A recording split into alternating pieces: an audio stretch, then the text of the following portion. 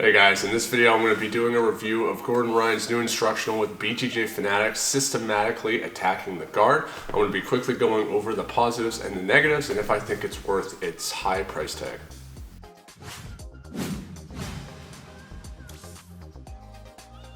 So I was really excited for this instructional. Gordon Ryan showed high-level guard passing at ADCC in 2017, and since then he has just been mauling people. And so obviously with them claiming that it's over 10 hours of content on his system to do with guard passing, with him learning under John Danaher and him killing it at the highest level, there's going to be some good information. So is the instructional any good?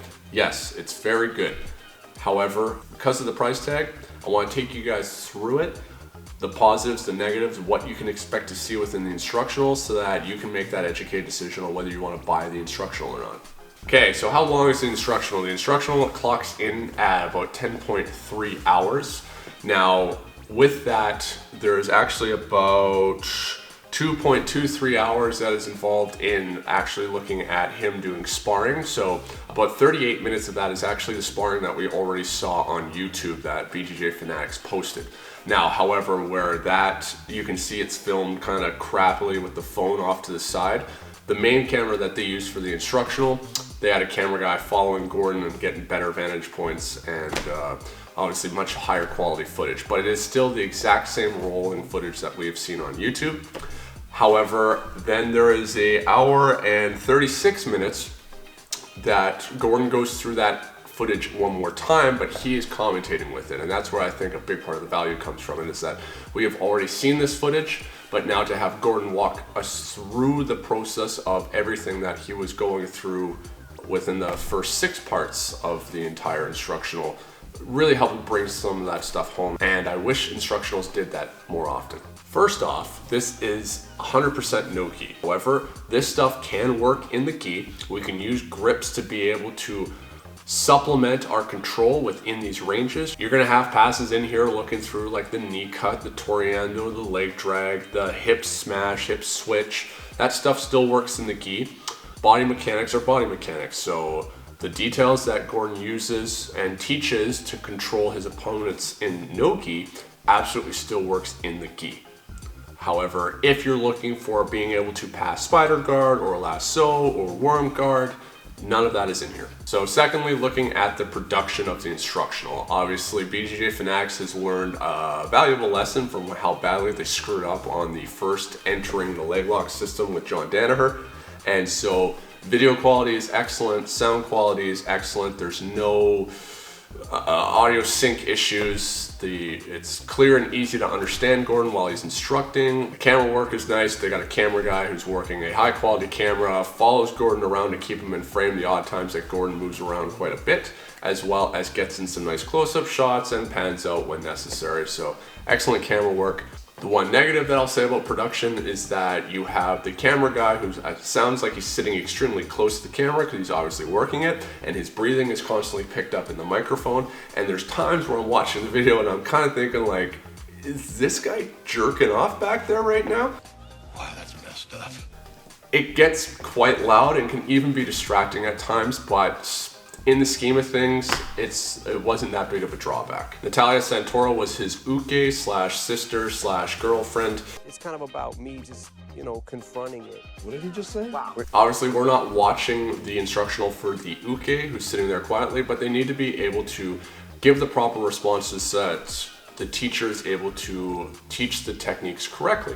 And she does fine with that. There was only a handful of times where she makes a mistake, not really knowing exactly the response that Gordon wanted, but Gordon was able to easily correct that. That's understandable when you're looking at an 8-hour instructional. You don't have time to dry run and go through every single video. And so she did pretty good for that. There was maybe a few times where I could have seen the benefit of having a partner that was close to the same size as Gordon, because it looked like Gordon tried to tiptoe around her or was trying to be very careful not to crush her, obviously because of the massive size difference between the two, but it didn't take anything away from the instructional for me. So Gordon had a monumental task of putting together an entire guard pass system that was going to be easy to convey the information to students who are buying this and watching it and not able to ask questions directly to him. He's broken it up in a way that was a bit odd at first, or not odd, but at least just different. And so he goes through it not by passes, but by the configuration of our legs. And so the two terms that he uses is a straight hamstring and a cross hamstring position. So the straight hamstring position would be my right leg standing into my opponent's guard on the inside of their left thigh. So think of like a De La Riva guard. As soon as I break that De La Riva hook, my right leg and shin is right up against the inside of their left hamstring. Then if my leg crosses over to where we'd traditionally be thinking about like a knee cut position, that would be a cross hamstring. And so everything ties together from there, where Gordon shows starting with the cross hamstring, moving to half guard, moving to a half butterfly guard, and then pummeling back into a half butterfly guard onto the other side. And it's confusing at first. One of the negatives would be, I don't think Gordon goes into enough detail at the very introduction of breaking down how the system is going to tie together. And so for someone like me, I wanted to jump in straight into float passes. I'm looking for it, I can't find it, and when I do find it, I'm kind of thinking that the techniques, he's not really covering very much detail, but he's covered it previously in other sections because everything ends up cycling through, and I think that it actually works out really well, and I really enjoyed the way that he did it, because anything that is a different approach to something will give me new ideas and will give somebody else new ideas when anything ventures off of that beaten path or that traditional way of teaching. Gordon as an instructor is excellent. Obviously, training under John Danaher has been extremely beneficial for him for his conceptual understanding of jiu-jitsu and being able to convey that information to students. But this is obviously the largest project and one of the first real times that Gordon has been teaching in front of a camera, to my understanding, besides some of the videos where he's been filmed at. And he does a really good job talking to the camera and teaching that information so that it's going to be easy to understand. He understands the camera angles. There's only a few times where when he was first talking about some leg pummeling or leg position stuff within something like, say, deep half guard, where you didn't have a good angle at first, but he always makes sure that he gets 2 to 3 different camera angles there, so there was never information that was missed out on. Only sometimes when it was first introduced, but he did always follow it up afterwards. This is good for us as consumers because we have someone who is now a high-level competitor that is proving his techniques and his proficiency at the sport, as well as actually being good as an instructor. And he's still very young right now, so in the same way he's going to grow still as a competitor, he's going to continually get better as an instructor. I actually preferred his instruction over John Danaher's because he is much quicker. There would be videos where only 5 minutes long and he ends up just quickly blasting through, showing like the real meat and potatoes of the concept and why it's working, but would also always show sometimes upwards of 5 different little variations of things that he did, and that's where sometimes I found the most value. So I mean, what it comes down to, what are you wanting out of this instructional? We've got about 53 minutes dedicated to just the body lock passing, and I thought that was very worth it.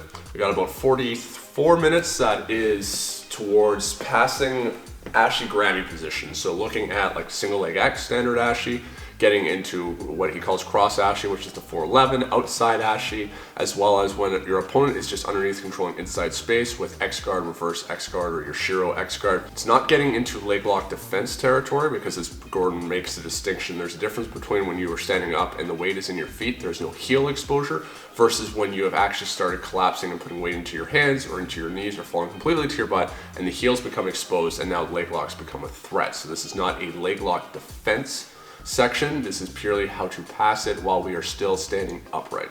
There's about 21 minutes dedicated to shutting down the closed guard, and now this is where I actually have one of the negatives to point out with this product, and it comes on BJJ Fanatics end on how they've produced this. Each section is broken down into just one actual long video, usually ranging from an hour to about an hour and a half. And we just have a list of contents underneath that are timestamps. You click on the technique that you want to watch, then you actually have to scroll back up to the video to then hit play, and it will start at that timestamp. Now, it's not that bad to work around, and so the problem with it is with, like, say, the closed guard module, there's a lot of information that Gordon gives. And so he stands against a closed guard, he shows a guard break, he shows 2 different ways of dealing with common responses of how your opponent's going to try and sweep you while you stand. Then he shows 3 different ways of defending yourself and completing the sweep or getting into a pass when your butt has hit the ground. And then off that, he then also changes that into a leg drag as well as tying in the duck under pass. So we have a whole bunch of great information that Gordon goes through with nice detail, but it's all hidden within this one 20-minute video section that's part of a bigger video.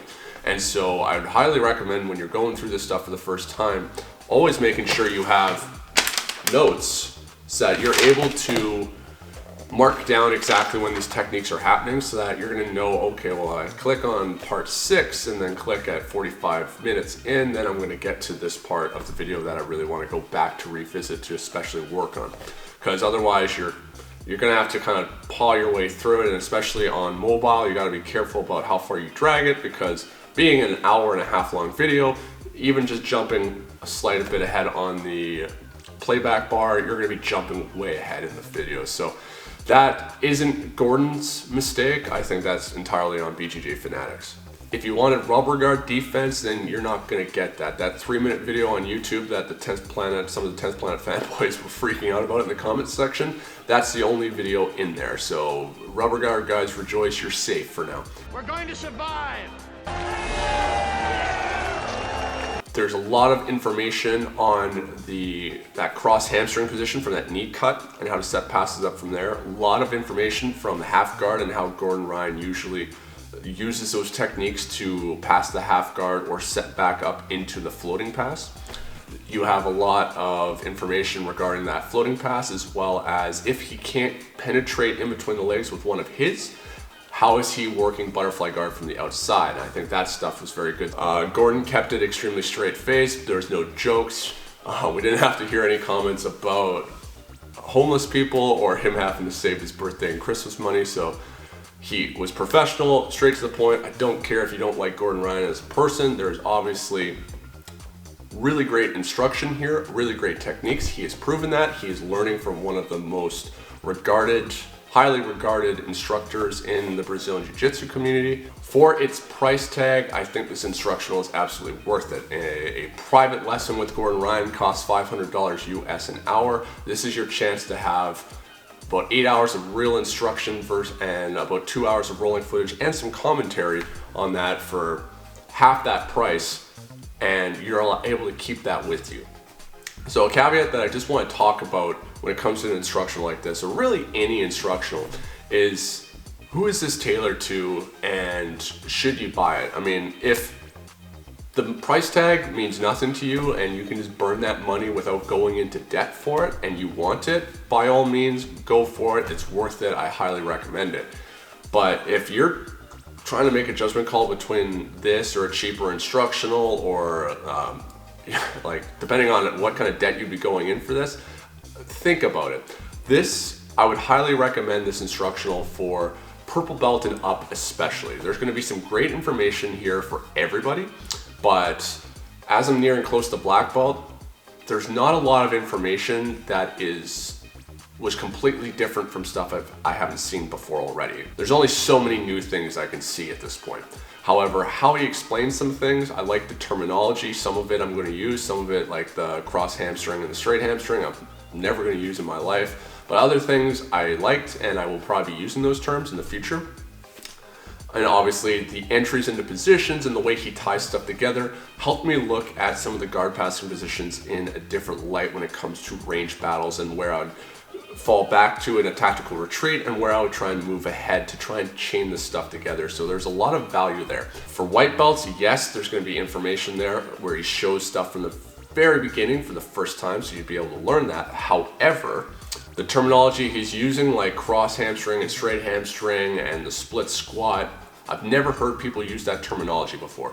That could be confusing, and it could also be harder for you to understand depending on where you are in your jiu-jitsu journey when you hear someone speaking a completely different language from what your instructor potentially is speaking.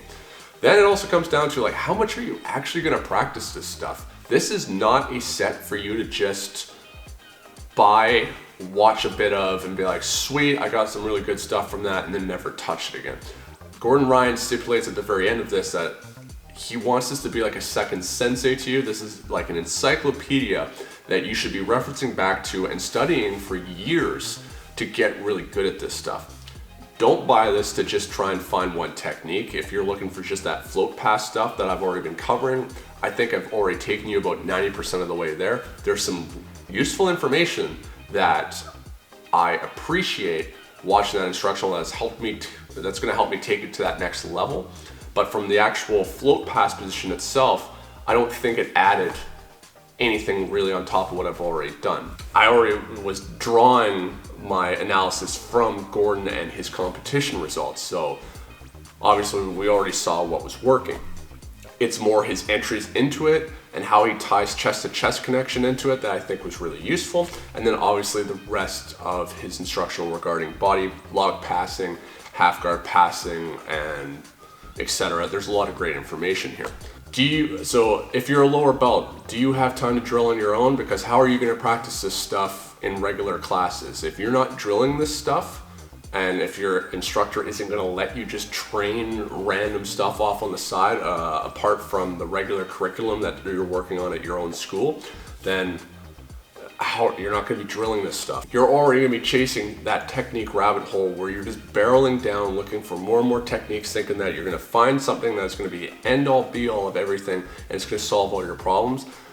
It doesn't work like that. I've done that. I did it for years, and while it was fun when we're looking at spending this kind of money on it, that's not something I can recommend to you. If you're going to actually practice this stuff on a weekly basis, if you're going to watch the instructional while you take notes the whole time, so that then you can go and drill it, take notes of how you were making mistakes or problems that you were having, to then come back to the instructional to try and revisit and see if you had missed details, or see if the next videos are going to be following up on those questions that you are having.